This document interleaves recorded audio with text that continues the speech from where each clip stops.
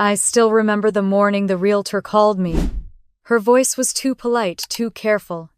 "Lydia, congratulations on the sale." My coffee went cold in my hand.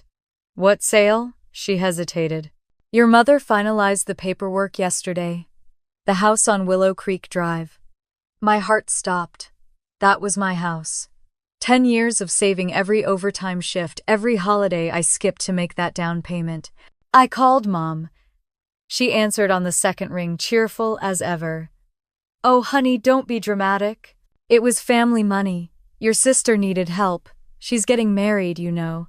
My voice cracked. "You sold my house. It's just an apartment, Lydia. You'll buy another one. You always land on your feet." But it wasn't just an apartment. It was my life. And something inside me broke quietly, the kind of break that doesn't bleed, just hardens. The drive to Willow Creek was a blur of red lights and trembling hands. The closer I got, the more unreal it felt. When I turned the corner and saw the sold sign on the lawn, the world tilted. The porch light was still on like it had been every night since I moved in, but the house didn't feel like mine anymore. Mom was waiting inside, sitting at the kitchen island, like she hadn't just dismantled my entire life. "Why would you do this?" I demanded, throwing my keys onto the counter. "You had no right." She sighed, not even looking up from her tea. "You're overreacting. I only did what any mother would do. Chloe's starting a new life. She and Eric needed a place. They needed my place." My voice rose. "You could have asked. I shouldn't have to ask my own daughter for family help." She smiled thinly. "Besides, you're single. You don't even use all the rooms. That doesn't make it yours," I said. "You can't just sell someone's home because it makes you feel generous." Her tone softened as if pitying me. "You'll thank me later. Families share, Lydia. You wouldn't have that house without me anyway." The words hit harder than I expected. I blinked. "What do you mean?" "The mortgage," she said casually. "Remember I co-signed when you first applied? It made the bank approve you faster. So, technically my name's still on the deed. It was a simple transaction." A simple transaction. She said it like she was talking about groceries, not the 10 years I'd spent counting pennies, skipping nights out, and eating cereal for dinner to build a future. My future. Dad appeared in the doorway, rubbing his temple like this was another argument he'd already given up on. "Let it go, Lydia," he muttered. "Your sister's wedding is next month. Don't ruin it." I turned toward him. You knew he didn't answer. Just walked back down the hall. For a moment I couldn't breathe. The walls around me blurred. Everything smelled like cinnamon and lemon polish home. But it wasn't home anymore. It was a stage where I'd been replaced. "You didn't even tell me," I whispered. Mom set her cup down and reached for her phone. "I didn't think you'd understand. You've always been so practical, focused on numbers, not people. I figured you'd see reason." Reason? My laugh came out hollow.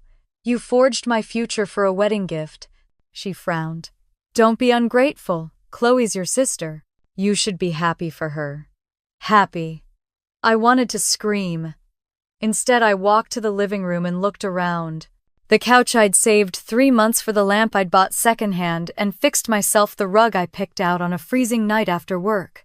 Every inch carried my fingerprints, and now it was all gone. "Do you even realize what you've done?" I asked quietly. "I've helped this family," she said. "You'll see. Things will balance out." No, I thought. They never balance out. Not when one side keeps taking. I walked upstairs one last time. The bedroom still smelled faintly of lavender detergent. The closet door creaked the way it always had. I touched the wall near the window, tracing the small crack. I'd promised myself I'd fix one day. I remembered painting these walls alone at midnight, listening to an old playlist on my phone, promising myself this was the beginning of stability. Downstairs, Mom called out, "Don't take it so personally. You'll get another house. You always do well." That was the problem. I always did well, and that gave her permission to take from me. The strong one she called me when we were kids. The one who didn't need help, didn't need comfort, didn't need protection. That label had followed me like a shadow my entire life. I packed what I could carry, 2 boxes, 1 suitcase. I left behind the heavy furniture, the dishes, the curtains I'd sewn. I walked to the door, stopping just long enough to glance back. Mom stood there, arms folded, as if expecting me to apologize. "You'll regret this," I said. She smiled faintly. "You'll thank me." Outside, the rain started. Of course it did. Charlotte rain was always warm, sticky, relentless, the kind that soaked you before you could run for cover. I didn't run. I stood there letting it pour, letting the cold find every inch of skin it could. My car was parked by the curb, half loaded with my things. I slid into the driver's seat, shivering. The sold sign leaned slightly in the wind. Beneath it, the grass I'd spent summers planting looked greener than ever. Funny how everything thrives after you leave. That night, I checked my bank account. The balance was lower than it should have been. The sale money hadn't even reached me because I wasn't on the transaction. My own name was nowhere in the paperwork. I realized then that I hadn't just lost the house. I'd lost proof that I'd ever owned it. When I tried to sleep, the silence pressed down like a weight. I could still hear Mom's voice echoing, that soft, deliberate tone that turned every wound into a lesson. "You'll buy another one." But something in me shifted that night. I wasn't sure what yet, anger, shame, or maybe clarity. All I knew was that for the first time in years, I stopped trying to fix what they broke. I thought about every time Mom had said family comes first. It had always meant their comfort before mine. That phrase used to sound like love. Now it felt like control. I opened my phone and searched apartments for rent. 1 bedroom, nothing fancy, close to downtown. I found one above a laundromat, small enough to feel temporary but private enough to breathe. I signed the lease online without telling anyone. When I closed my laptop, I whispered to the empty room, "Not anymore." It wasn't defiance. It was a promise. The next morning, I drove past Willow Creek one last time.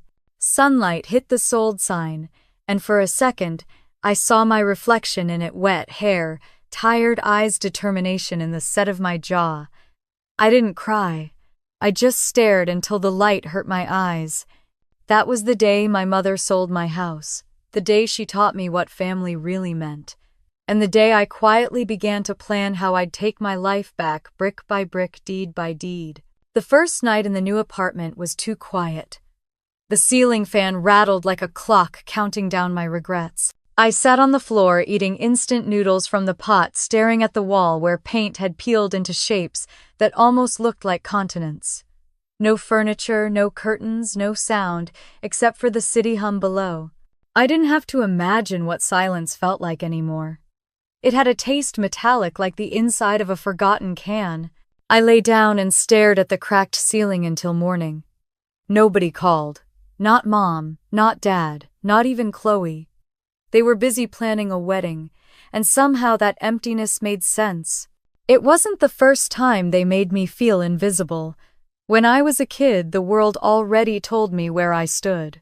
Our house on Maple Street had 4 bedrooms, but I got the small one near the garage. It had no carpet, just cold linoleum, and a single window that faced the fence. In summer, it smelled like gasoline and humidity. I asked Mom once if I could switch with Chloe. She laughed. "Sweetheart, your sister's delicate. You're the strong one. You don't need all that space." She said it as if being strong meant I didn't deserve comfort. Chloe got the big room with pink wallpaper, a chandelier, and a vanity full of perfume bottles she never used. Every morning, sunlight poured into her room like a stage light. Mine stayed dim, half-shadowed. I told myself it didn't matter. But it did. Every time I tripped over the boxes stacked near my bed, I felt it. Dad was always working or pretending to read the newspaper. He never argued with Mom, not once. "Don't upset your mother," he'd say when she scolded me for little things, leaving dishes to dry, not folding laundry fast enough, forgetting to say thank you when she did something for Chloe. I learned early that in our house, quiet kept the peace. I still remember my 12th birthday. Chloe had a fever the night before, so Mom canceled the small dinner she'd promised me. She spent the day hovering over Chloe's bed, spooning soup into her mouth, singing softly like she was a baby. I sat in the kitchen with a single cupcake I bought with my allowance. The candle melted into a puddle of wax before I could light it. Mom walked in and frowned. "You shouldn't eat sweets, honey. You'll ruin your teeth." She took the cupcake away and left the room. I sat there staring at the empty plate and whispered, "Happy birthday, me." That night I promised myself I'd stop expecting anything. Years blurred together like that. I was the one who fetched the medicine, the one who washed dishes, the one who stood quietly in the corner during family photos because Mom said let Chloe be in front, she's shorter. When I brought home straight A's, Mom barely looked up from her magazine. "Good," she said. "Now help your sister with her project." When Chloe got a C in English, Mom made me rewrite her essay and told her, "You just need encouragement." One winter afternoon, Chloe broke Mom's favorite vase while we were arguing over the remote. Mom rushed in, eyes blazing. "Who did this?" Chloe cried first. I opened my mouth to explain, but Mom already turned toward me. "Lydia, why can't you take responsibility for once?" I took the blame without another word. That night, while everyone watched TV, I scrubbed the floor where shards had fallen, tiny cuts stinging my fingers. When I finished, Mom said softly, "See, I knew you'd make it right. You always do." I wanted to scream. Instead, I smiled. It became a pattern. Chloe's mistakes were accidents. My achievements were expected. She got the praise, I got the chores. Mom's friends used to say, "You're lucky to have a daughter like Lydia, so reliable." Mom would smile and answer, "Yes, thank God she's strong." That lets me focus on Chloe. Every time she said it, something inside me shrank a little. By high school, I stopped arguing altogether. When Mom forgot my choir recital, I told her it didn't matter. When Chloe wore my new sweater without asking and stained it, I told myself it wasn't worth the fight. I learned that peace in our house had a price, and that price was always mine. I overheard something once, Mom talking to Mrs. Duncan, our neighbor, over the fence. I was 16 pulling weeds in the yard. Mom laughed lightly and said, "Lydia's so independent. I don't worry about her at all. Chloe, on the other hand, needs constant attention." The way she said it was like bragging about having one child worth worrying about and one who wasn't. I stopped pulling weeds and just listened to the sound of her voice. It was bright, cheerful, and completely sure she was right. That night I packed a small bag. Not to leave, just to remind myself I could. I hid it under the bed, 2 shirts, a toothbrush, a few dollars. It stayed there for years, collecting dust and secret courage. When I turned 18 and got accepted to college, I thought maybe things would change. I worked hard, earned a scholarship in finance. I remember the night I told them. Mom was plating dinner, Chloe scrolling on her phone. I said I got in. Full scholarship. Silence. Dad nodded once. Mom said, "That's nice, honey." Chloe passed the salt. I waited for a smile, a hug, anything. It never came. 2 weeks later, Mom asked if I could delay college for a semester to help Chloe with driving lessons. I said no. That was the first time I saw disappointment twist her face. "You've changed," she said. "All this education is making you selfish." I left home that August with 2 suitcases and the old bag from under my bed. As the bus pulled away, I looked back at the house. Mom was on the porch waving, but not at me. Chloe stood beside her holding the dog, and Mom was fixing her hair, smiling for the neighbors. My dorm room was tiny, barely larger than my childhood bedroom, but it smelled clean and no one told me where to sit. I hung a photo of the ocean above the desk. I'd never seen the ocean then. I just liked imagining something that endless. During my first semester, I called home every Sunday. Sometimes Mom answered, sometimes she didn't. When she did, she mostly talked about Chloe, her new boyfriend, her dance recitals, her future. I stopped calling by spring. The distance didn't make me free right away. It made me lonely, then tired, then determined. I started working at the campus library. To save money, studied harder, graduated early. Each success felt like a secret victory against everything they ever said I couldn't do. Years later, when I started my first job, Mom called out of the blue. "You sound busy," she said. "Chloe's been feeling a little lost lately. Maybe you could talk to her. You've always been the strong one." I laughed softly after hanging up. She still thought that was a compliment. Now, sitting in this small apartment with walls the color of cardboard, I finally understand. Strong was never praise, it was permission. Permission for them to forget me, to take from me, to never ask how I felt. I pour myself another cup of cheap coffee and look out the window. The city hums below, neon lights blinking in puddles. Somewhere out there, my mother is still planning Chloe's perfect life the same way she always did, by using mine as the foundation. But for the first time, I don't feel trapped by that thought. I feel awake. Maybe strength isn't about holding everything together. Maybe it's about walking away before they break you completely. I glance at the small mirror hanging by the door. My reflection looks older, sharper. "You're not invisible anymore," I whisper. I sit down at the desk and open my notebook. The page is blank, waiting. I write 3 words across the top in slow, steady letters: "Build something new." Then I close it, place it beside my phone, and breathe for the first time in what feels like years. The first apartment I ever paid for on my own was smaller than a storage closet, but to me it was freedom. The carpet smelled like bleach and dust, the faucet dripped constantly, and the single window faced a brick wall, but it was mine. I remember standing in the middle of the empty room, the sound of traffic echoing from below, and whispering, "You did this." It wasn't much, but it was proof that I could build a life without anyone's permission. During the day, I worked at a small accounting firm in Charlotte, crunching numbers for companies that didn't even know my name. At night, I poured coffee at a diner near the bus station, smiling at strangers who barely looked at me. I kept a spiral notebook in my bag where I wrote down every expense, every tip, every overtime shift. For years, I lived inside that ledger. I didn't buy new clothes unless something tore. I skipped dinners out, birthdays, holidays. Whenever Mom called, it was always about bills. "Just until next month," she'd say, and I'd send a check. She always ended her messages with, "You're such a blessing." I didn't know blessings came with receipts.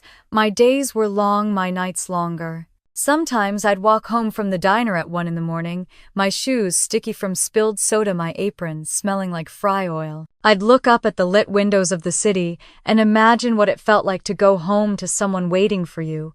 Then I'd unlock my own door and find only silence, and for once it didn't feel cruel.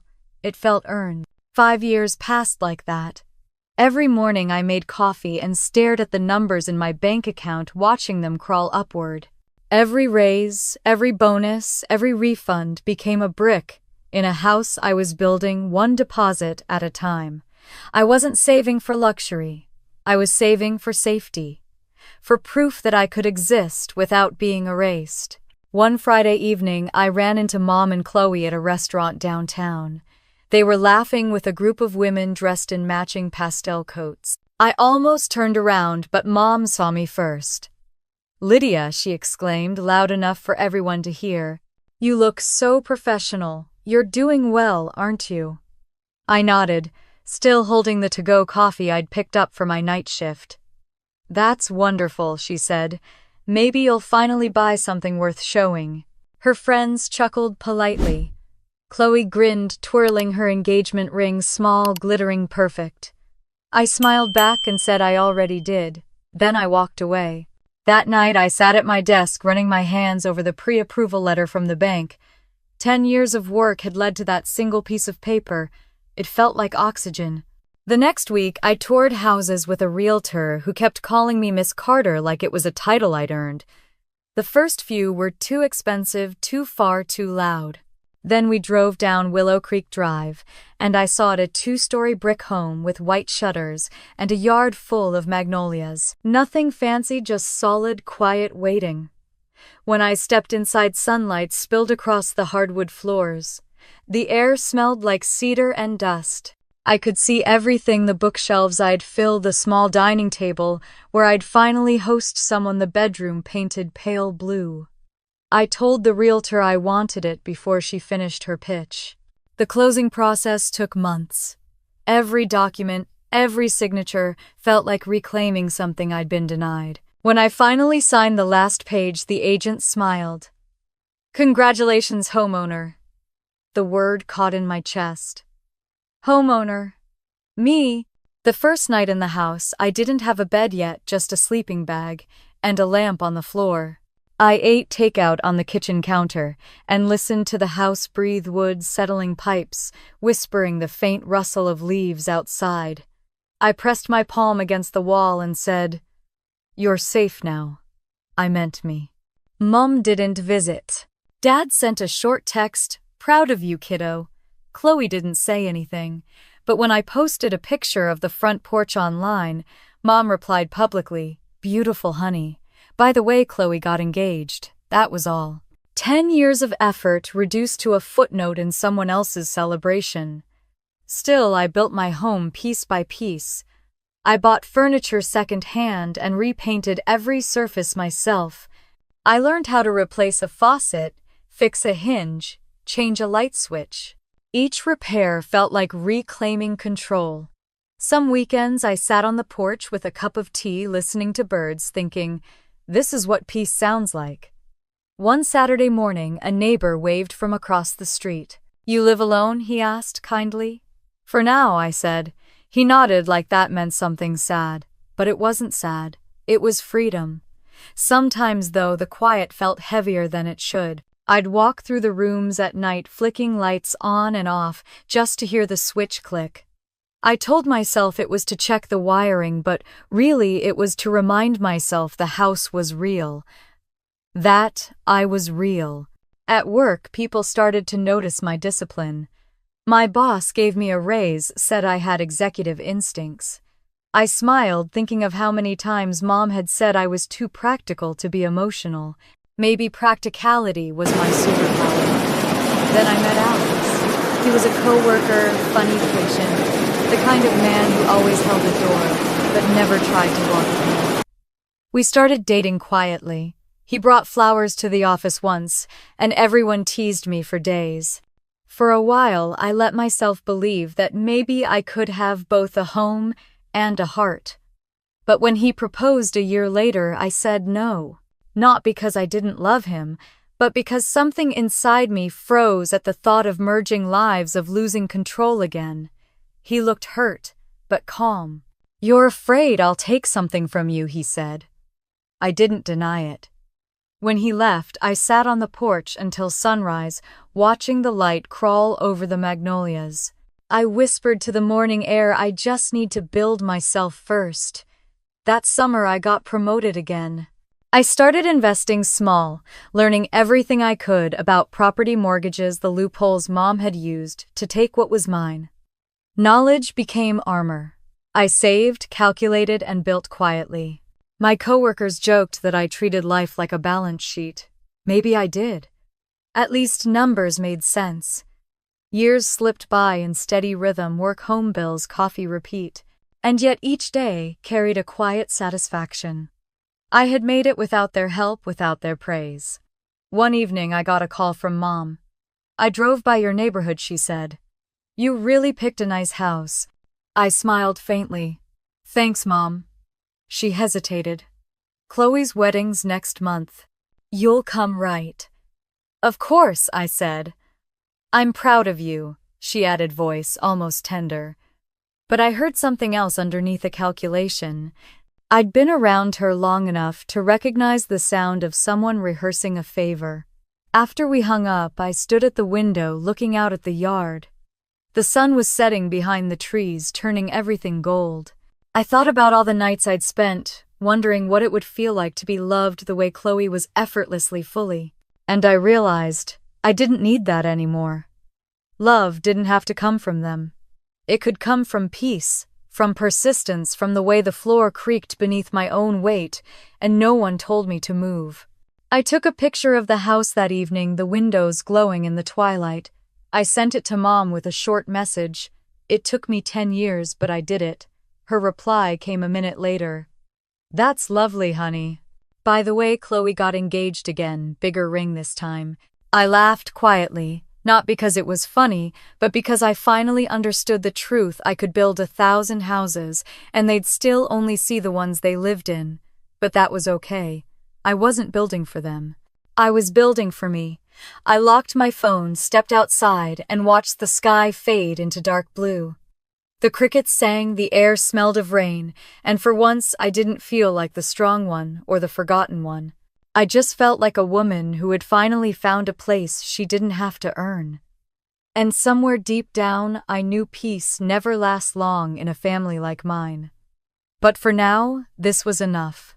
It started with an email I almost deleted.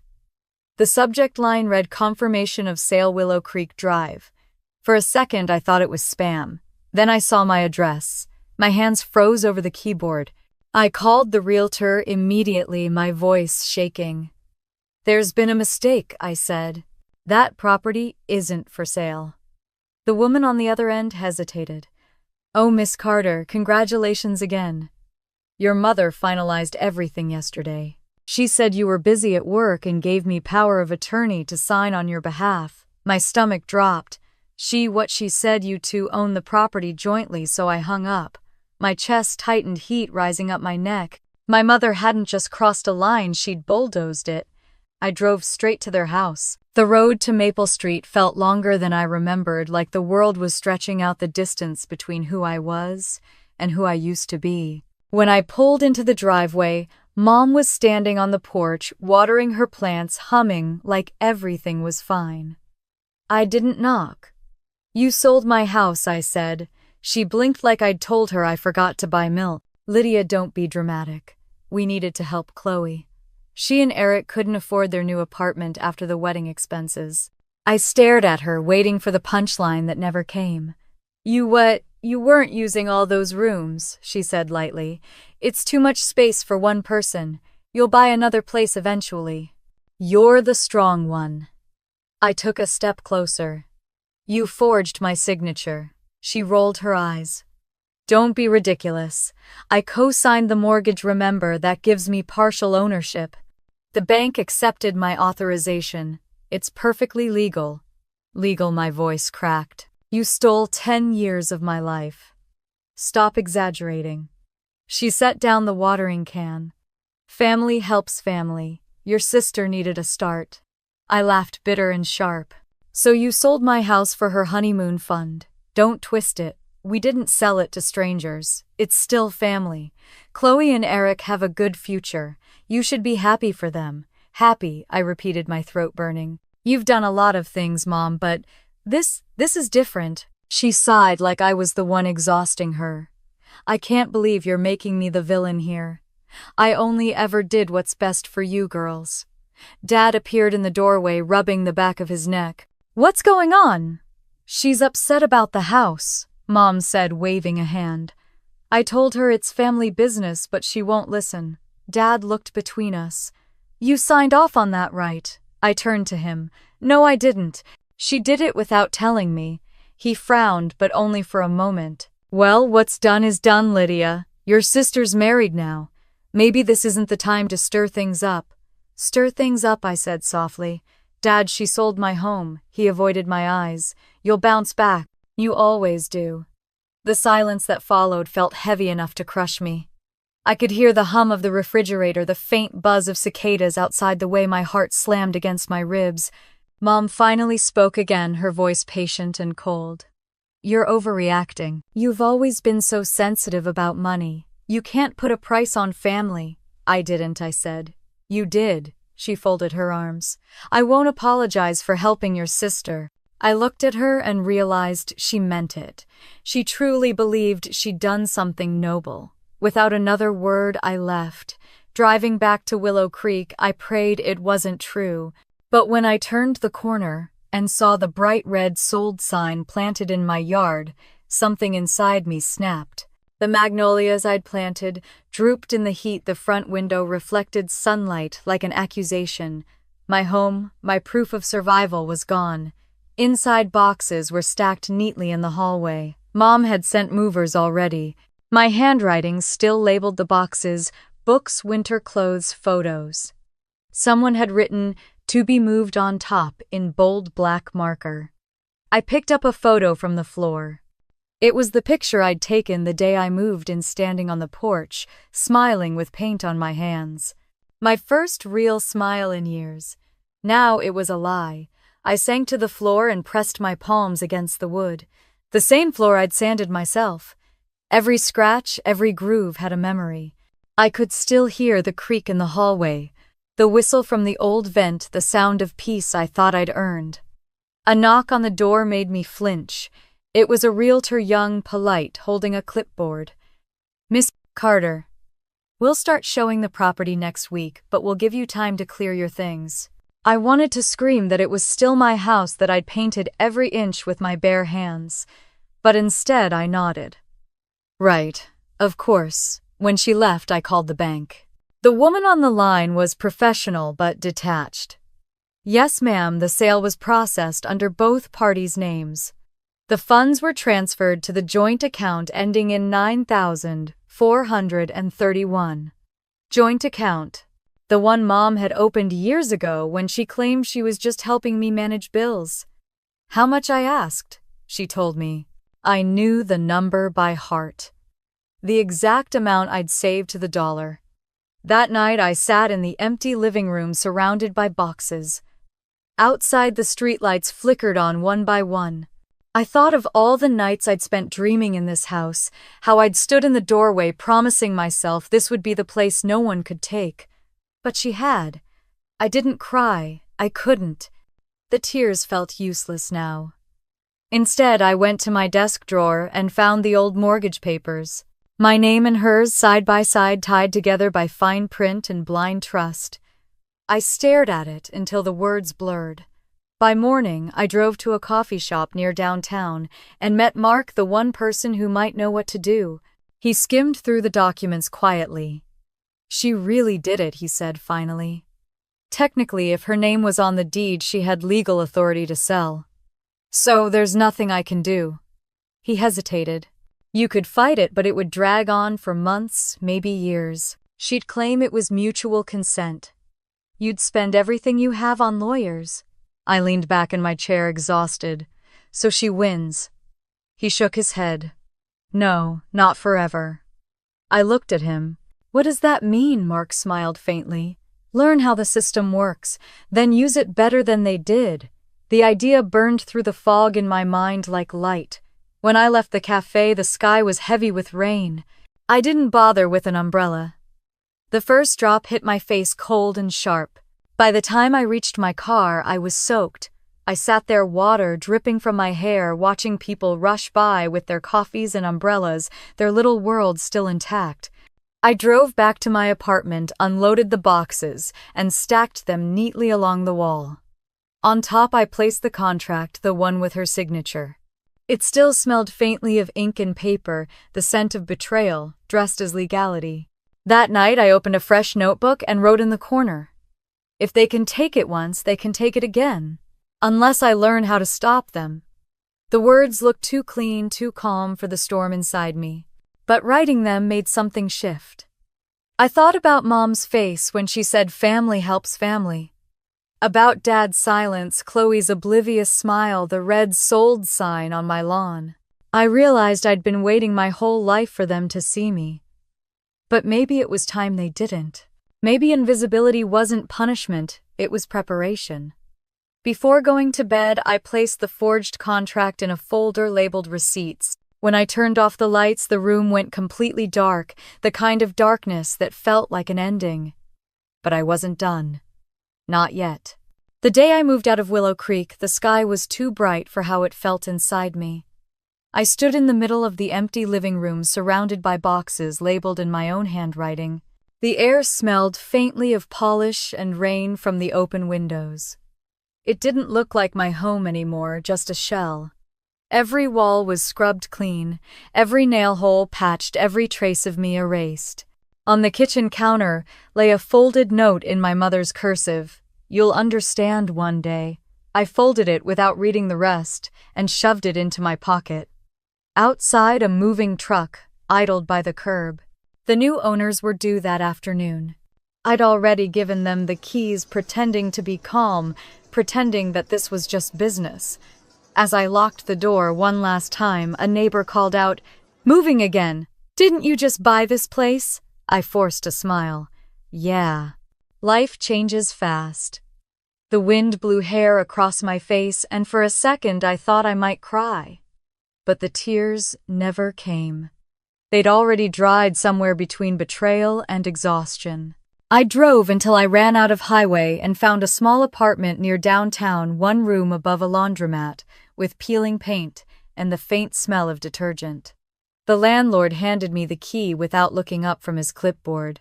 "Rent's due on the first, cash preferred," he said. I nodded. It didn't matter. At least this lease had my name on it and no one else's. That night, I unpacked the Essentials coffee mug lamp pillow. The refrigerator hummed like it was thinking too loudly. I sat on the floor cross-legged, staring at the blank wall. I used to dream of walls covered in art and family photos. Now I just wanted walls that wouldn't be sold without asking me first. Mom texted later that night. "Hope you're settling in. Don't forget Chloe's bridal shower this weekend." I turned the phone face down. The next morning, I found a flyer slipped under the door for Charleston Realty Training Program, Trainees Welcome. I kept it on the counter, not sure why. Maybe because I wanted to know the system that took everything from me. When Saturday came, I showed up at the bridal shower out of some misplaced sense of duty. Mom greeted me at the door like a guest she barely recognized. "Lydia, you made it," she said, kissing the air near my cheek. "Try not to make that face. It's a celebration." The house was filled with laughter, perfume, and the clink of champagne glasses. Every detail screamed perfect: white roses, crystal plates, Chloe in a silk dress glowing with happiness. People I hadn't seen in years hugged me with pity. "You must be proud," one aunt said, patting my arm. "Your sister's apartment is beautiful." "It should be," I replied quietly. "I paid for it." She laughed, thinking it was a joke. When Mom raised her glass for a toast, her voice rang out clear and proud. "To Chloe and Eric, the future of our family." We all pitched in to make this possible. I stared at the bubbles rising in my drink, each one like a tiny memory breaking at the surface. All around me, people cheered. No one looked at me. Later, as I left, I overheard two guests whispering near the door. "That's the older sister, isn't it? The one who sold her house for the wedding." "Sold," the other repeated, shaking her head. "What a sacrifice." I didn't correct them. I just walked out into the night, heels sinking into the wet grass. The next day, Dad called. "Your mother's upset," he said. "She thinks you were cold at the shower." I was polite. "You know how she is," he sighed. "She meant well." I closed my eyes, pressing the phone to my ear. "Did you know about the sale before it happened?" He hesitated just long enough for me to know the answer. "I warned her it might cause trouble," he said finally. "But she's your mother. She wanted to help Chloe. You'll understand when you have kids." "I doubt it," I said and hung up. For a week I went through the motions: work, home, sleep. But the silence in my apartment began to feel different. It wasn't heavy anymore. It was space. Space to breathe, space to think, space to rebuild. One evening, while waiting for laundry downstairs, I heard a familiar voice. "Lydia Carter." I looked up. It was Mark, the banker I'd met the day I learned the truth. He smiled, holding a cup of coffee. "Small world. I didn't expect to see you here." "I live a few blocks away," he said. "How's life treating you?" I laughed softly. "Like a thief that left fingerprints everywhere." He nodded. "I read about a foreclosure case last week, made me think of you. Ever considered working in real estate? You'd be good at it." I shrugged. "I don't know the first thing about it." He grinned. "That's how everyone starts." That night, I went back upstairs and took out the flyer from the counter. The next morning, I signed up for the training course. Days blurred into weeks. I worked mornings at the accounting office, attended classes in the evenings. I learned about property law, mortgages, interest rates, contracts, the fine print I'd once ignored. The more I studied, the angrier I became. Not the kind of anger that burned fast, but the kind that sharpened. When Mom called to remind me of Chloe's wedding rehearsal, I told her I was busy. Busy with what she asked, learning how to make sure nobody ever steals from me again. There was a pause, then the sound of her sigh. "You'll let this go someday, maybe," I said. "But not today." The wedding was grand, of course. Photos flooded social media, Chloe in lace, Eric grinning, Mom radiant beside them. I didn't go. Instead, I watched from a distance, literally. I sat in my car across from the church, engine running, watching guests arrive. No one noticed me. They danced that night under chandeliers bought with my past. I didn't hate them for it. I just didn't care anymore. Weeks after the wedding, I heard from an old neighbor that Chloe and Eric had moved into their dream apartment, the same one my mother had bought with my money. "Must be nice," the neighbor said. "They've got everything." I smiled. For now. That winter, I finished my real estate certification. On the final day of class, the instructor said, "Property is power, but understanding property, that's real power." I wrote it down. Months passed, and my life began to rebuild in quiet, deliberate ways. I got a job as an assistant at a small brokerage. The first time I closed a deal, I thought of my old house and how Mom's signature had erased me. Signing that new contract under my own name felt like rewriting the story. One evening after work, I drove by Willow Creek. The magnolia trees were blooming again. The new owners had added a porch swing and painted the shutters white. It looked different but alive. I parked across the street, rolled down the window, and just watched. A soft breeze carried the smell of rain and earth. I whispered, "You're home now," not sure if I was talking to the house or to myself. As I turned the key to drive away, I felt something shift inside me, a quiet certainty that I wasn't lost anymore. I was learning. I was changing. Back at my apartment, I made a simple dinner and opened my laptop to browse listings for foreclosed properties just out of curiosity. The list scrolled by endless names and numbers. Somewhere among them, a small one-bedroom apartment on Elm Street caught my eye. I didn't know then that it would matter. I just stared at it, sipping my tea, unaware that the universe was already setting the next chapter in motion. Before going to bed, I wrote one line in my notebook: "If they can take it, I can take it back." Then I turned off the light and let the silence fill the room, not the silence of loss anymore, but the kind that hums before something new begins. A year passed before I realized I hadn't thought about Willow Creek in weeks. Life had settled into something quiet but steady. My mornings started early with coffee, and bus rides. My evenings ended with textbooks spread across the kitchen table. I was no longer Lydia, the victim in my own head. I was Lydia Carter, Jr., real estate trainee, the woman learning how to read every line that once fooled her. The office I worked for was small, a cracked glass door, 2 desks, and a flickering sign that said Bennett Realty. The pay barely covered rent, but I didn't mind. Every file I touched, every closing I witnessed, every conversation I overheard was a lesson. I took notes in the margins of my planner, deed of trust. 2 names mean 2 owners. Adjustable interest equals trap. I was building an invisible shield, 1 clause at a time. At lunch, I'd sit in the park across the street eating a sandwich while scrolling through real estate news. That's where I first saw her, Chloe, smiling in a glossy photo on my phone screen. The caption read, "Newlyweds Eric and Chloe Dalton share their apartment of happiness." The article showed them in front of a luxury high-rise uptown, all-glass balconies and white marble floors. I stared at the photo until my sandwich went cold. There she was, radiant in her designer dress, standing in the apartment my mother had bought with the money from my house. I zoomed in on her face. She looked like everything I'd never been allowed to be: loved, celebrated, untouched by guilt. I felt something twist inside me, but it wasn't anger. It was clarity. That night, I went home, opened my laptop, and started researching mortgage records for that building. It wasn't difficult. Public databases were mercilessly transparent if you knew where to look.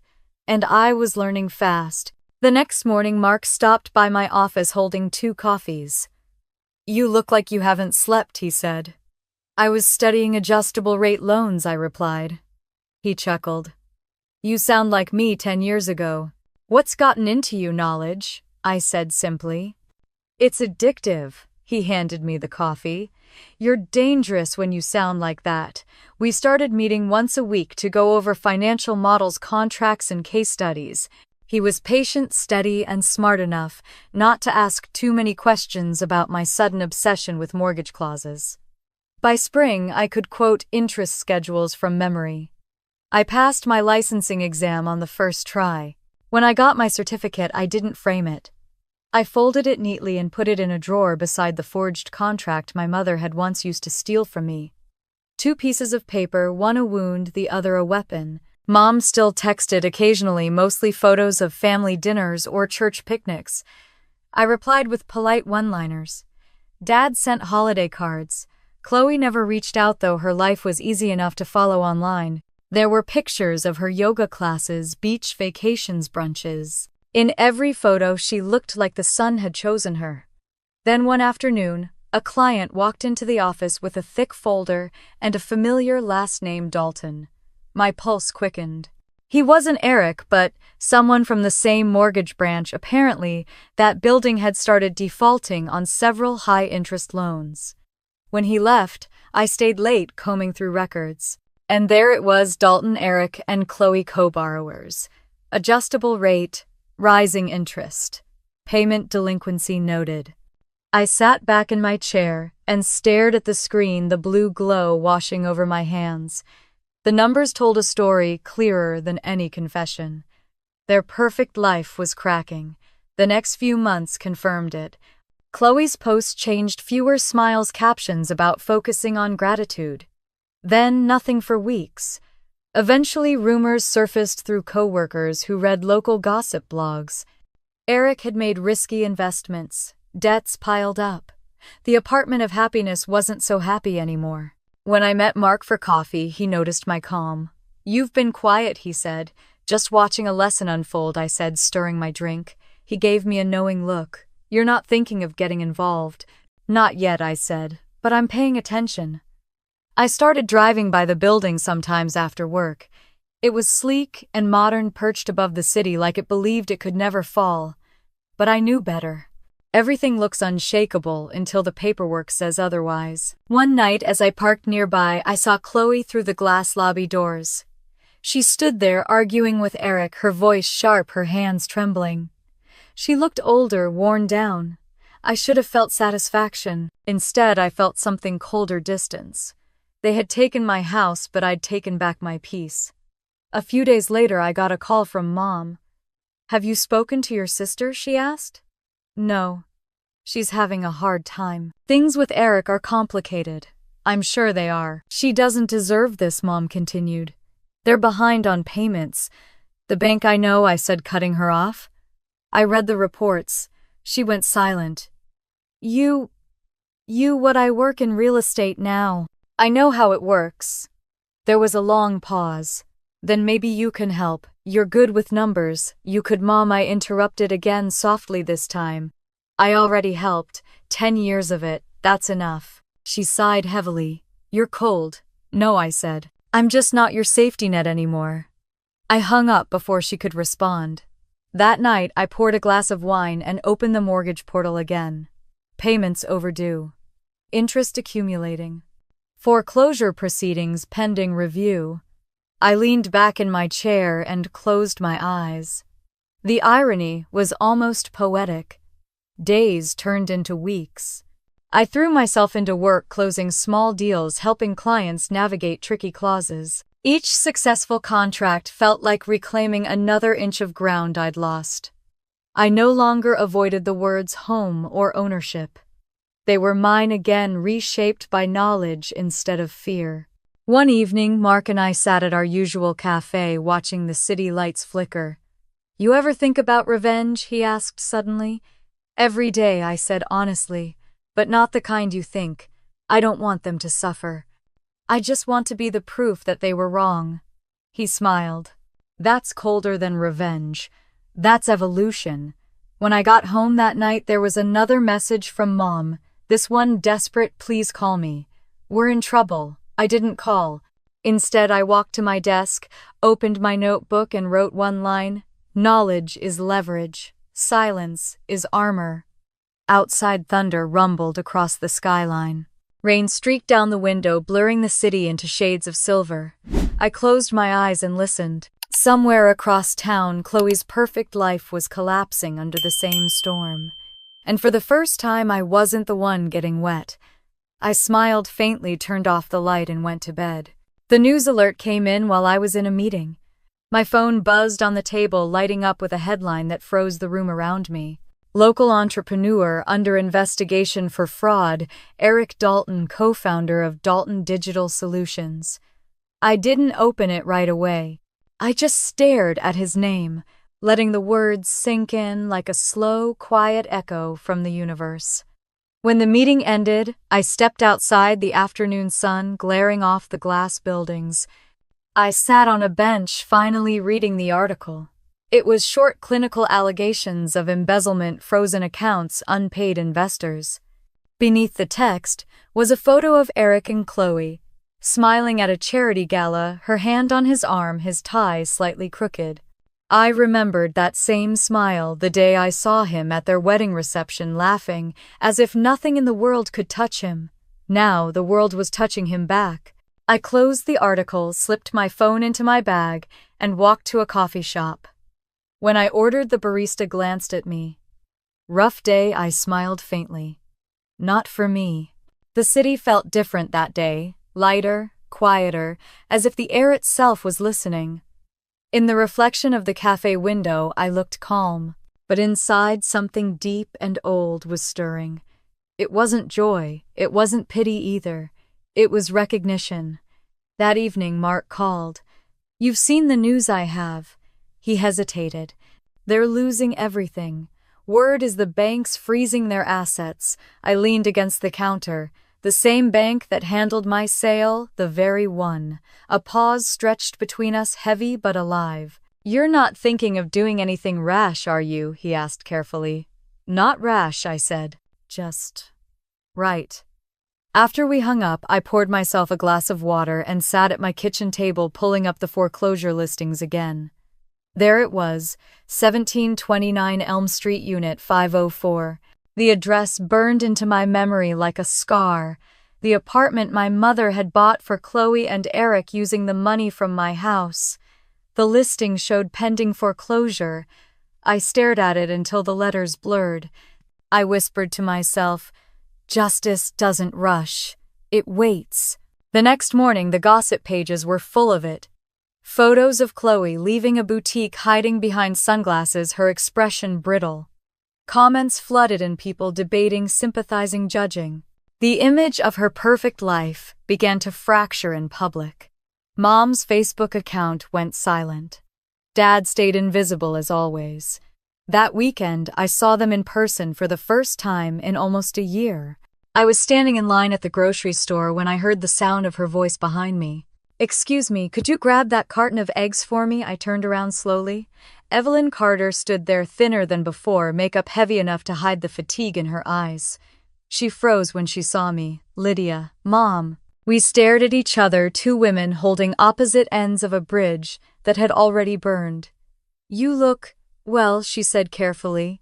"You too," I said, though it wasn't true. She fumbled with her purse. "We've been meaning to call. Things have been difficult." I read about it. Her lips pressed tight.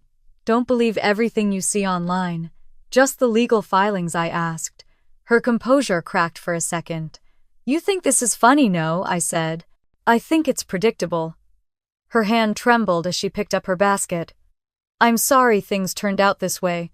We were only trying to do what's right for Chloe." "And what was right for me?" She didn't answer. Just said softly, "You're still angry." "No," I said, taking a breath. "I'm just done pretending not to see what you are." Her eyes glistened, but I didn't stay to watch her cry. When I walked outside, the air felt thick, heavy with approaching rain. I stood in the parking lot, the sky gray above me, and thought about what Mark had said.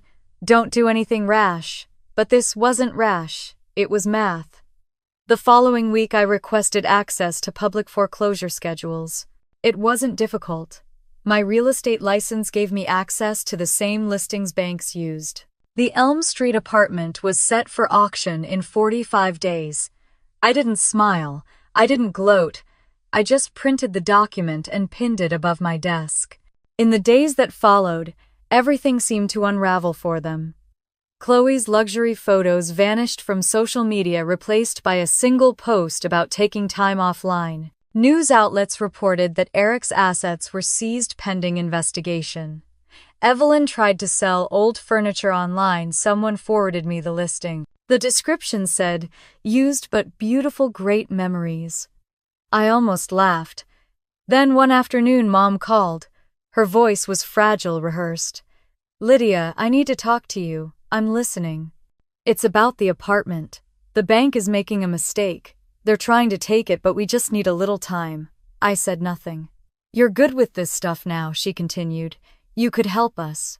I'll pay you back." I almost laughed again. "You'll pay me back with what?" She hesitated. "We're still family. That's the same thing you said when you sold my house." Her voice rose desperate now. "You can't still be holding on to that. It's been years." "It's been 1 year," I said quietly. "And I'm not holding on to it, Mom." "You are. Every time you call, every time you expect me to fix what you broke." She exhaled shakily. "You don't understand pressure. You don't know what it's like to choose between your children." "I do," I said, "because you already did." There was silence on the line, then a soft click as she hung up. That evening, I went for a walk to clear my head. The city lights shimmered on the wet pavement. Every car that passed threw water up onto the sidewalk, but I didn't move. I let the cold mist touch my skin. Somewhere across town, Chloe was probably packing boxes, blaming the economy, the bank, everyone but herself. And my mother was likely sitting at her kitchen table, wondering how everything had gone so wrong. I didn't wish them pain. I didn't wish them anything.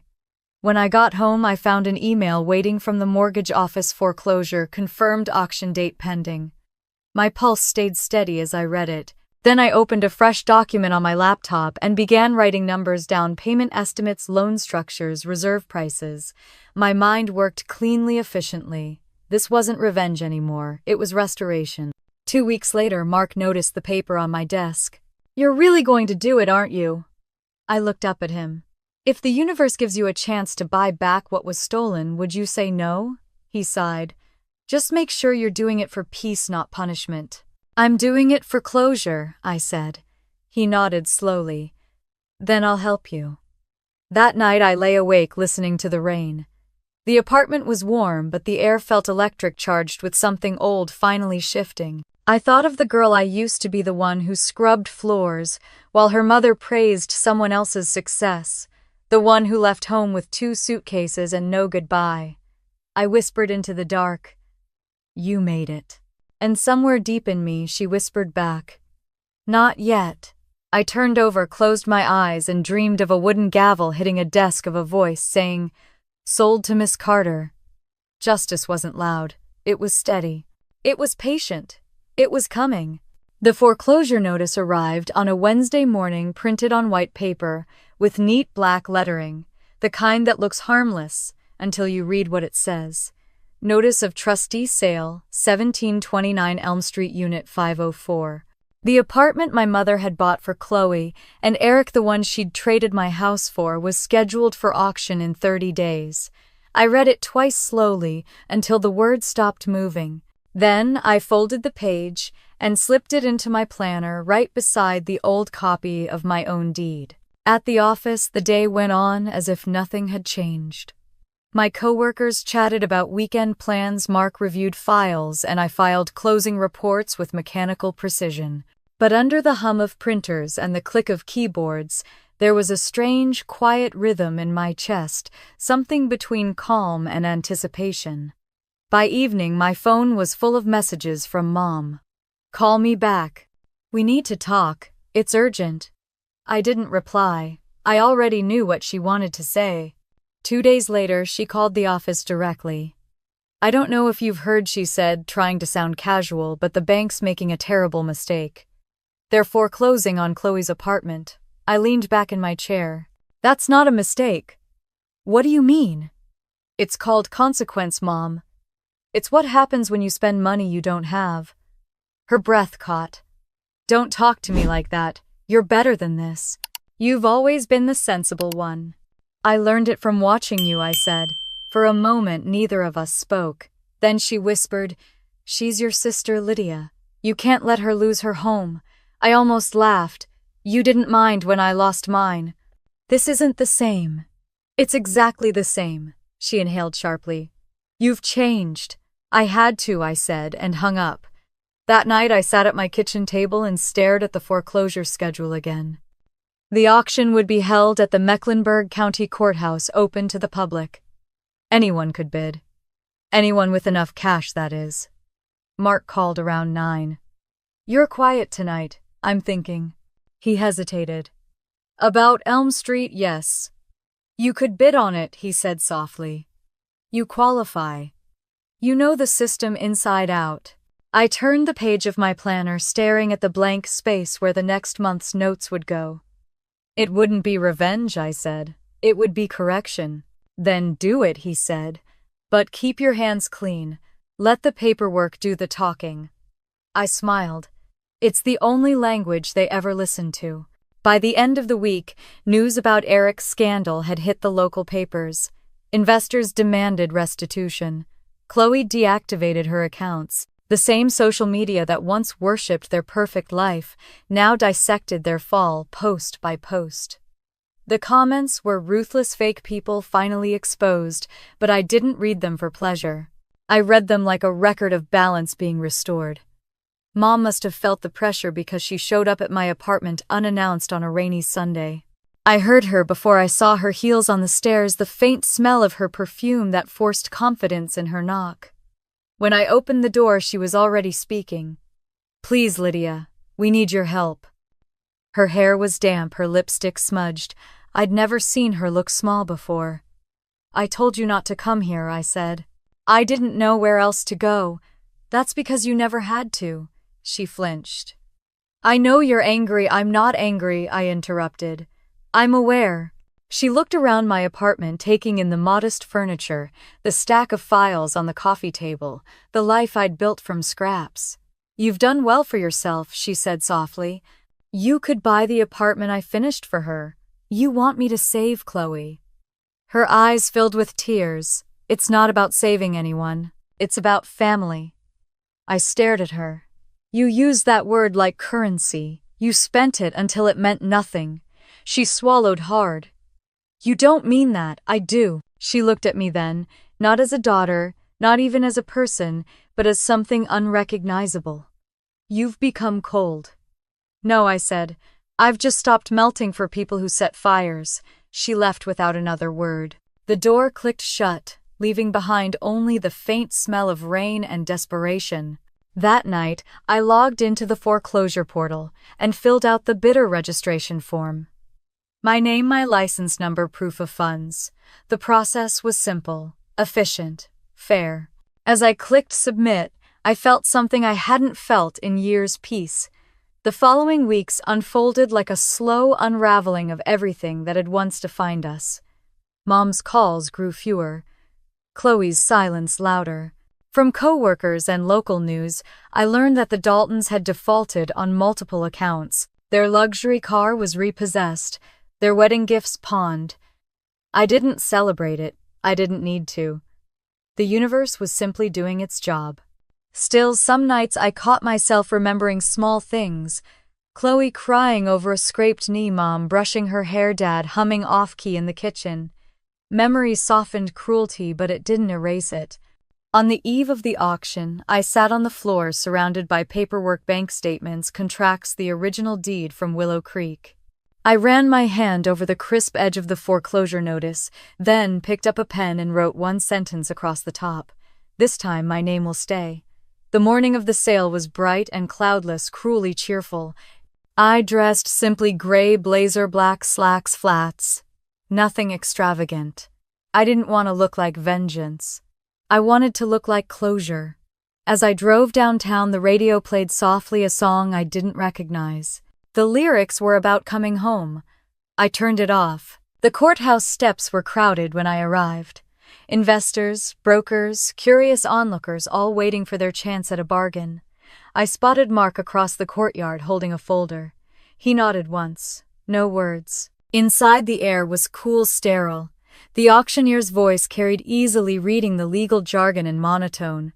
Property 1729 Elm Street, Unit 504, starting bid at $460,000. And there she was, Chloe, sitting beside our mother in the back row. Her face pale, hands clenched in her lap. She didn't see me at first, but Mom did. Her eyes widened, then darted away. I took my seat near the front, my heartbeat evenly steady as a metronome. The bidding began. One man in a navy suit raised his hand first. Another countered. I waited silent, timing my move. When the price hovered just above the market rate, I lifted my bidder card. $475. The room shifted. The man beside me glanced over, measuring me. Another bid followed. I raised again, calm, deliberate. Mom's whisper cut through the air from the back. She's not really, she wouldn't, but I did. The gavel fell 20 minutes later. Sold. To Miss Lydia Carter. The sound of it was soft, almost anticlimactic, but inside me, something enormous settled. As I walked forward to sign the papers, I caught my mother's eyes. She didn't speak. Chloe's lips trembled. I didn't stop. When the clerk handed me the documents, I signed cleanly, my name sharp and whole. Outside, sunlight poured over the courthouse steps. The city buzzed around me, unaware that an entire story had just come full circle. I folded the papers neatly, tucked them into my bag, and exhaled. Justice hadn't shouted. It had whispered. And I had finally listened. The morning of the auction felt too bright, as if the world didn't know what was about to happen. I stood in front of my mirror, fastening the single button of my gray blazer. My reflection stared back, steady, composed, unreadable.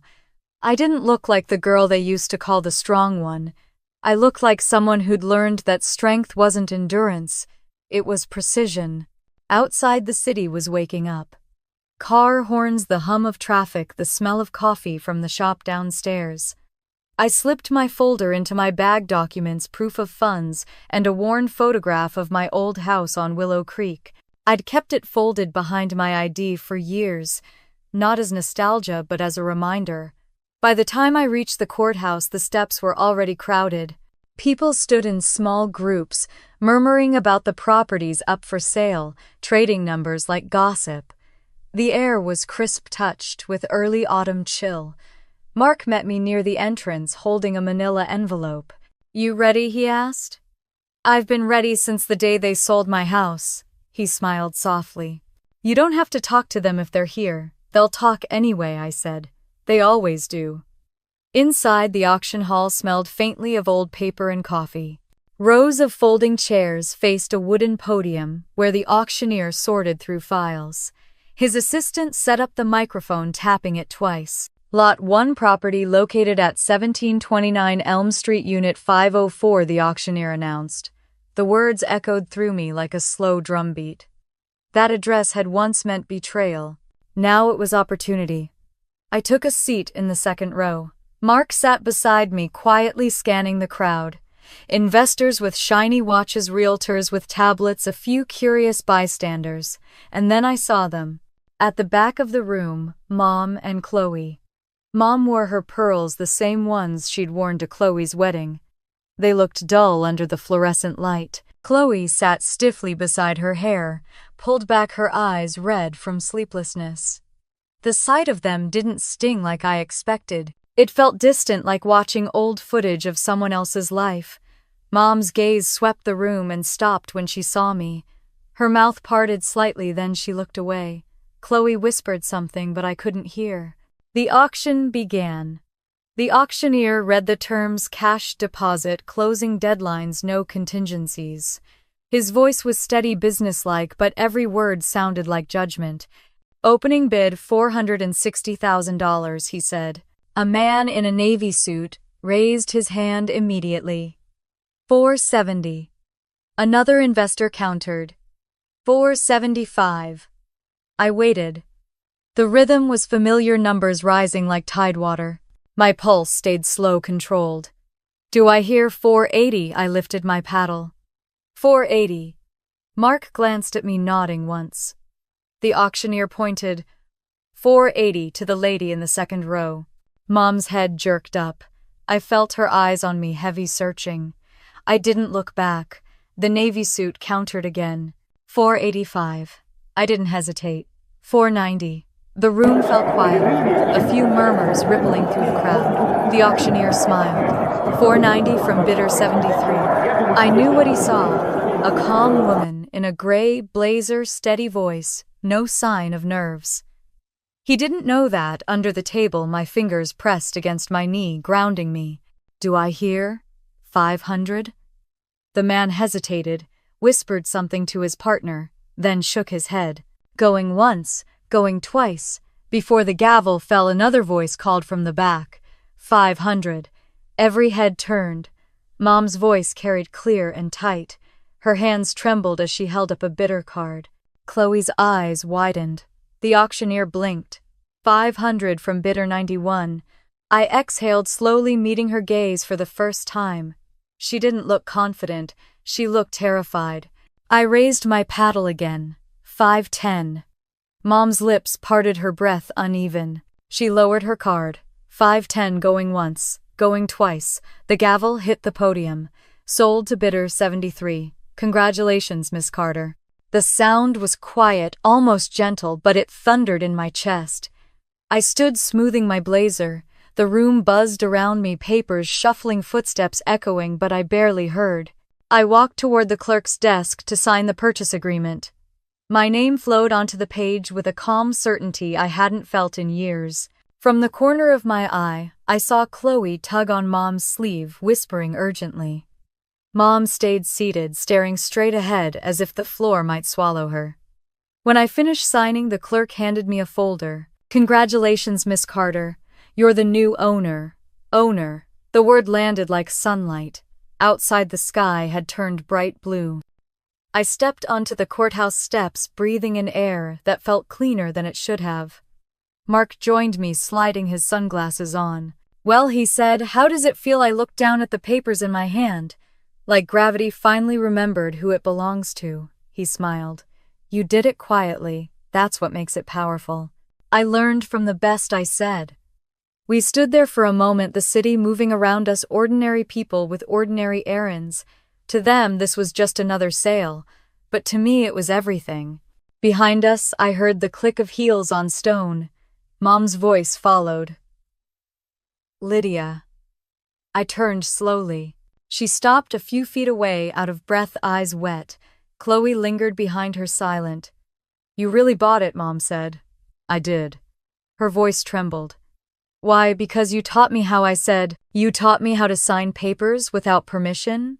I just signed this one for myself. Her mouth opened, then closed. We're still family. I tilted my head. You sold that, remember?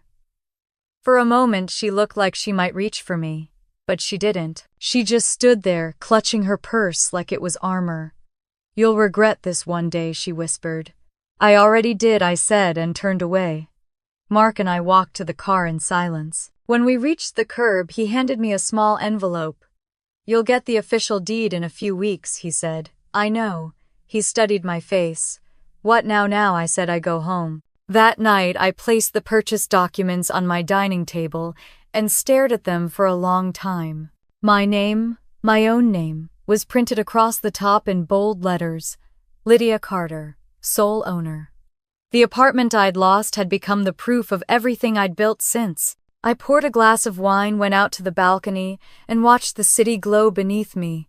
Somewhere out there, my mother was probably crying, and Chloe was probably blaming everyone but herself. But for the first time in my life, their noise didn't reach me.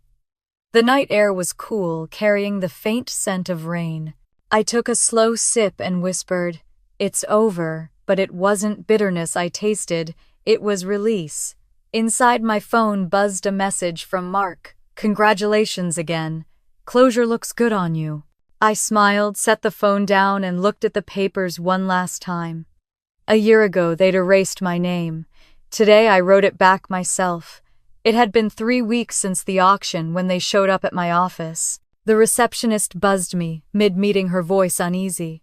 "There are 2 women here asking for you. They say they're family." For a second, I couldn't breathe. I knew exactly who it was. I straightened my blazer, closed the spreadsheet on my screen, and said, "Send them in." When the door opened, I almost didn't recognize them. Mom looked older, the kind of tired that money can't cover.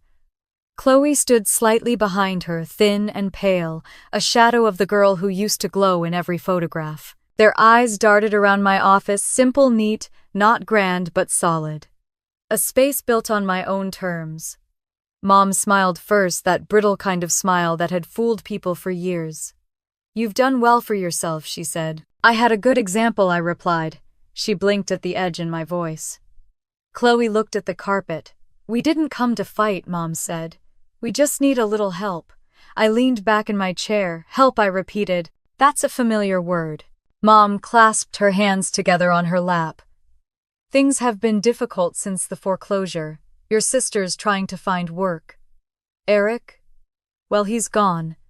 We've had to move in with a friend temporarily. I know it's asking a lot, but if you could just lend a hand until we get back on our feet." "Lend?" I interrupted softly. "You mean the way I lent you 10 years of my life?" Her jaw tightened. "That's not fair." "It's not." I stood, walking to the window. "You sold my house, Mom. You didn't even call. You didn't ask. You just signed my name and told yourself it was for family." She looked down. "I was trying to help your sister start her life. By ending mine, I turned to face her. You called it sacrifice. I call it theft." Chloe flinched at the word. "Lydia, please," she said quietly. "I didn't know the whole story." I looked at her for a long moment. "You didn't want to know. That's the difference." Tears filled her eyes. "We're not bad people." "No," I said. "You're just people who thought I wouldn't notice." The room went silent, except for the soft hum of the air conditioner. I could feel the distance between us, not physical, but made of years of neglect, of apologies that never came. Mom cleared her throat. "Maybe we can put the past behind us. If you let us rent the apartment back, we can pay you monthly. You wouldn't even have to see us. It would just be business." I walked back to my desk, opened a drawer, and pulled out a folder. Inside was a single document. I placed it gently in front of her. "It's already spoken for," I said. She frowned, picking it up. "What do you mean?" "It's part of a housing program I started," I said, "for women who lost homes because of family manipulation or financial abuse. The first unit goes to a single mother and her daughter next month." Mom stared at the paper, her hand trembling. "You're giving it to strangers?" "Not strangers," I said. "Survivors." Her eyes flickered with something, shame maybe, or disbelief. "You're using it for charity. I'm using it for peace." Chloe began to cry softly, pressing her fingers to her eyes. "I'm sorry," she whispered. "I never wanted things to go this way." "You never wanted to lose," I said. "That's not the same as regret." Mom's voice rose shaky but sharp. "You're bitter. That's what this is. You want us to suffer." I looked at her evenly. "I don't want you to suffer. I just don't want to be your safety net anymore." Her lip trembled. "We're your family." "No," I said quietly. "You're the people who taught me what family shouldn't feel like." For a moment, no one moved. The silence was so complete that I could hear the ticking of the small clock on my bookshelf. Mom stood clutching her purse. "One day you'll regret this." I met her eyes. I already did. For 32 years. She hesitated, then turned toward the door. Chloe lingered, wiping her tears. "You really won't help us?" she asked. I softened my voice just slightly. "I did help you. You just didn't like the form it came in." When they left, the air in my office felt lighter. I sat down, folded my hands, and stared out the window at the skyline. For the first time in years, I didn't feel like I owed anyone an explanation. That evening, I drove to the apartment on Elm Street. The keys were still in my purse, though I hadn't stepped inside since the day of the auction. The building's lobby was quiet, its walls lined with mirrors that reflected back versions of me. I barely recognized tired, calm, free. When I opened the door, the smell of fresh paint greeted me. The new tenants hadn't moved in yet, but the space was clean and bright. I walked slowly through each room. The kitchen, the narrow hallway, the balcony that overlooked the city. I stopped in the living room where a faint patch of sunlight stretched across the floor. That was where the red sofa used to be, the one Chloe bragged about on social media. I imagined the parties, the laughter, the clinking of glasses that had once filled this place. All of it gone now. I placed my bag on the counter, took out the deed, and set it down. My name gleamed in black ink. Lydia Carter, sole owner. The sight of it didn't make me smile, it made me still. In the quiet, I could almost hear my mother's voice from years ago. "You don't need much space, sweetheart. You're strong." And now I thought she was right. I didn't need much space. I just needed space that was mine. Outside, the sun dipped lower, washing the room in gold. I stood at the window watching the street below. A mother walked by, pushing a stroller, laughing with her child. The sound drifted up through the open glass, soft and alive. I whispered, "That's who this is for." Before leaving, I walked to the small study where I'd kept all the legal files. I pulled one drawer open and laid the old forged contract on top of the stack. The paper that once bound me to their betrayal now sat beneath the document that freed me. When I closed the drawer, the lock clicked with a satisfying sound. Back in my car, I sat for a long time before starting the engine. The city lights were just beginning to glow one by one like tiny promises. My phone buzzed a message from Mark. "Everything settled," I typed back, "more than settled. Closed." He replied, "You did the right thing." I stared at the screen for a moment, then typed, "Sometimes the right thing isn't warm, it's just clean."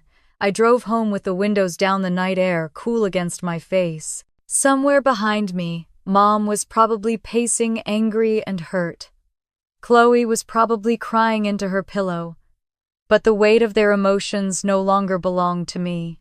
When I got home, I poured a glass of water, kicked off my shoes, and sat by the window. The city stretched out before me, lights, rooftops, moving cars, and for the first time in my life, I didn't feel small in it. The next morning, I woke early, made coffee, and looked at the photo of my old house on Willow Creek pinned to the fridge. I smiled faintly and whispered, "We're even now." Then I turned off the light and walked out, leaving the past exactly where it belonged behind me. The morning light streamed through the blinds, spilling across my desk in quiet gold. I had grown used to mornings like this, still peaceful mine. For the first time in years, there was no chaos to brace, for no apology to prepare, no phone vibrating with someone else's emergency. Just the soft hum of my coffee machine and the steady rhythm of my breathing. Sometimes peace felt foreign, like a room I wasn't sure I deserved to walk into. But that feeling was fading. I poured my coffee, opened my laptop, and stared at the dozens of unread messages waiting in my inbox. Congratulations from colleagues. Thank you notes from women in the housing program. I'd started a few press requests I'd been ignoring. The world wanted a comment on my story. I wasn't sure I had one to give. At the top of my inbox was an email from one of the women we'd helped, a single mother named Anna. She'd written, "I've been sleeping through the night again. My daughter says this new apartment smells like sunshine." I smiled at the line and let the warmth of it settle over me. That was enough. The media had turned my story into something else. A redemption arc, a family feud, a morality tale about karma. But the truth was quieter. It wasn't about revenge or even justice anymore. It was about breathing again, about rebuilding, about finding a home inside my own silence. The silence had once been a punishment. Now it was a choice. I took a sip of coffee and glanced around my apartment, the plants on the sill, the books stacked neatly beside the couch, the framed deed to the Elm Street apartment hanging on the wall, not as a trophy, as proof that what was taken could be rebuilt. Mark stopped by later that morning, as he often did. He knocked once before letting himself in, holding a paper bag that smelled like croissants. "You still allergic to days off?" he asked. "Not allergic," I said, "just cautious." He grinned, setting the bag on the counter. "You know, most people would have taken a vacation after what you pulled off. I'm not most people." He studied me for a moment. "No, you're not. But you could at least celebrate." I did. I gestured to the mug in my hand. "Coffee's stronger when it tastes like freedom." He laughed, then grew quiet. "I read the article about you," he said. "They called you the woman who bought back her silence." I raised an eyebrow. "That's dramatic." "It's true." I looked out the window at the skyline where cranes moved slowly against the bright morning. "I guess silence isn't the absence of noise anymore," I said. "It's control." Mark nodded. "So what's next for you?" "The program," I said. "It's growing faster than I expected. We just got approved for a grant. I'm hiring a team." "That's incredible," he said. "You're turning your pain into purpose." I smiled softly. "It's better than letting it rot." He handed me a pastry, and we ate in comfortable quiet. When he left, he paused at the door. "You know," he said, "you don't have to carry the whole world on your shoulders. You deserve rest, too." "I'm getting there," I said. And I meant it. After he left, I went through some of the letters we'd received. Stories from women who had been evicted by ex-husbands, cheated by business partners, or left behind by families who thought they were disposable. Each one felt like a reflection of some version of me I'd left behind. I kept every letter in a blue folder, marked reclaimed. In the afternoon, I walked to the post office to send documents for the new properties we were acquiring. The air outside was crisp, the kind of day that felt like a promise. As I passed a newsstand, a headline caught my eye: "Former socialite Chloe Dalton files for divorce." I paused for a moment, reading the smaller print: "Allegations of fraud, unpaid debt, seeking privacy during this time." I stood there watching the words blur. I felt nothing. No thrill, no victory, no pity, just distance. When I got home, I lit a candle on the counter and sat on the couch. The soft scent of cedar filled the air. I reached for my notebook, the one I used to write in when I still measured time by survival.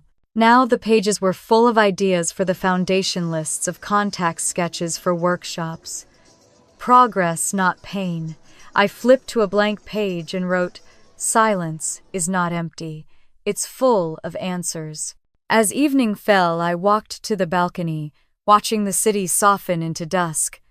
The lights in the buildings flickered on one by one like quiet declarations that life was still going on. Somewhere out there, my mother still lived in that small rental house. I hadn't heard from her since the visit to my office. The last thing she'd said echoed sometimes, "One day you'll regret this." But regret wasn't something I carried anymore. I had unpacked it, examined it, and left it behind. The wind picked up, rustling the papers on my desk. I reached over and held one down: the latest report from the Willow Project, our new initiative for financial independence. I'd chosen the name because willows bend without breaking, because they survive storms by yielding, not fighting. Later that night, I sat in bed with a book but found myself rereading the same sentence over and over. My mind wandered back to the girl I'd been at 20, hungry for approval, desperate to be seen.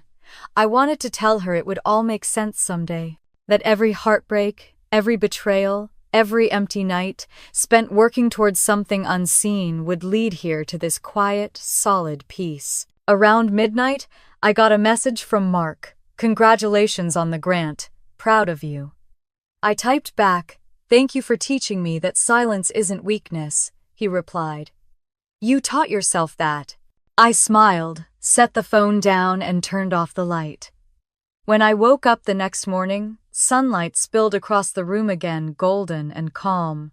I brewed coffee, opened my laptop, and began drafting a letter to the donors who supported the housing program. At the bottom I wrote, "We don't build revenge, we build recovery." Before hitting send, I paused to look at the framed photo of the house on Willow Creek. I'd thought about taking it down many times, but now it served a different purpose. It wasn't a wound anymore, it was proof of transformation. I whispered to the photo, "You were never home. You were just the beginning." Outside the world was stirring again, horns, footsteps, laughter. The noise didn't bother me anymore. I'd built a new kind of quiet around it. As I stepped out the door for another long day, I realized something simple: power didn't mean being louder than the people who once silenced you. It meant not needing to speak for them at all. I smiled, locking the door behind me, the morning air cool and bright. The city stretched ahead, vast and open. My life no longer felt like something I had to reclaim, it was something I could finally live. The morning light spilled through the glass doors, turning the ocean silver. I stood barefoot on the terrace, coffee warm in my hands, the air salted and soft. For the first time in years, I didn't wake up to noise inside my head. No unfinished arguments, no invisible weight pressing on my chest. Just the sound of waves folding over themselves, steady and endless. I used to think silence was something forced upon me. Now it was what I'd chosen, and I guarded it the way some people guard their fortunes. The kettle still whistled in the kitchen when I noticed an envelope on the counter, pale cream against the marble. No return address, just my name written in the handwriting I'd recognize anywhere. My mother's. I hesitated before touching it. The last time she wrote it was an invoice disguised as a letter. This one was different.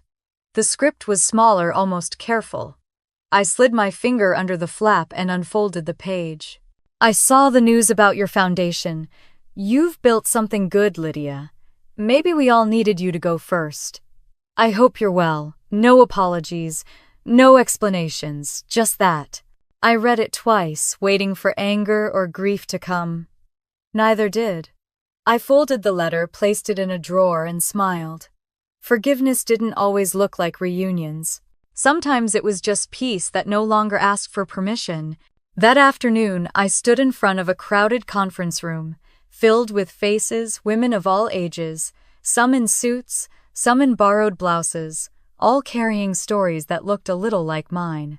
Behind me, a banner read, "The Willow Project, Rebuilding from Silence."